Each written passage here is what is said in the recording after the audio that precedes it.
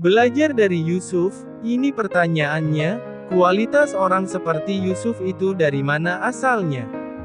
Kejadian 37 ayat 1-3. Adapun Yakub, ia diam di negeri penumpangan ayahnya, yakni di tanah Kanaan. Inilah riwayat keturunan Yakub.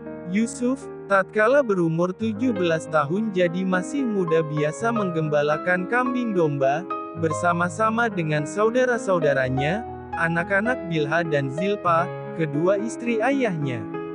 Dan Yusuf menyampaikan kepada ayahnya kabar tentang kejahatan saudara-saudaranya. Israel lebih mengasihi Yusuf dari semua anaknya yang lain, sebab Yusuf itulah anaknya yang lahir pada masa tuanya, dan ia menyuruh membuat jubah yang maha indah bagi dia. Budaya pada zaman itu, ada yang namanya anak dari istri, raja dari selir, anak dari budak. Abraham punya anak, Ismail, anak dari budak, Ishak anak dari istri. Anak budak berbeda dengan anak istri, walau mungkin Tuhan lihatnya berbeda, tapi manusia punya cara pandang yang seperti itu. Ketika memulai cerita tentang Yusuf, arti yang sebenarnya itu Yusuf bekerja di bawah saudara-saudara tirinya, bekerja untuk anak-anak budaknya, yaitu anak-anak Bilha dan Zilpa.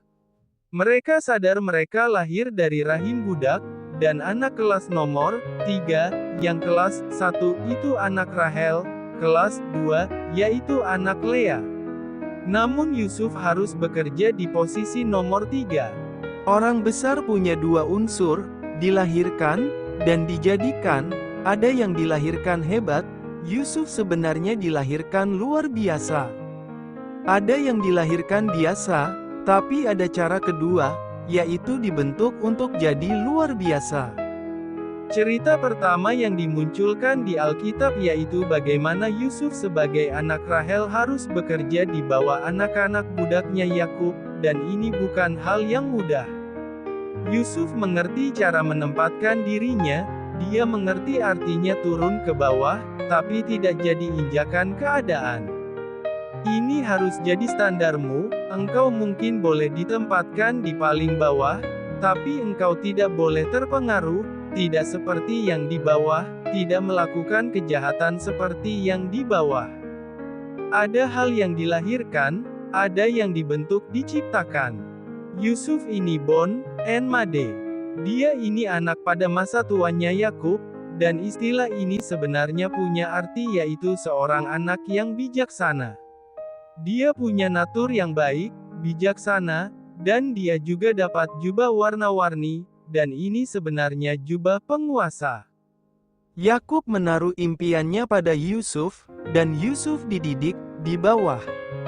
Siapapun engkau harus siasati hidupmu agar bisa jadi yang terbaik sehingga apa yang Tuhan tetapkan atas hidupmu itu jadi.